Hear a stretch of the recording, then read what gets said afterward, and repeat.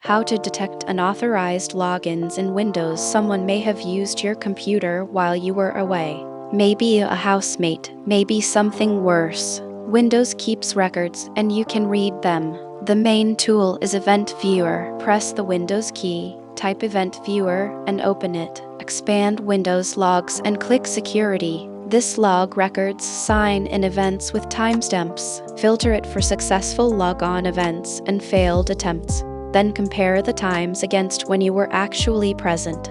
Failed attempts clustered together are the clearest warning sign. If the security log looks empty, auditing may need enabling in local security policy. There are simpler signals too. Check Settings, Accounts, for user accounts you never created.